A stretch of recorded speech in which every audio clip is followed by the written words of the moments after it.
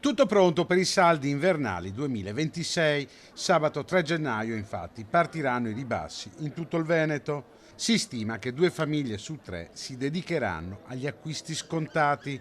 A Padova e provincia la stima dell'Ascom è di una spesa di circa 220 euro a famiglia. Abbiamo stimato la 220 euro a famiglia e vedremo se il dato sarà confermato alla fine dei saldi, però è più o meno una cifra che noi portiamo e constatiamo che da anni mantiene più o meno quella cifra. I saldi decretano la chiusura di una stagione che ha visto i commercianti sulle montagne russe. Ecco, per il primo anno abbiamo un po' di incertezza. È partito bene la stagione settembre, è partita bene ottobre. Abbiamo avuto un Black Friday a ridosso di Natale, quindi il Natale è stato molto più scarico. Poi abbiamo avuto la sfortuna della la vigilia di Natale avere vento e pioggia, quindi i negozi di prossimità, i negozi dei centri storici hanno sofferto molto.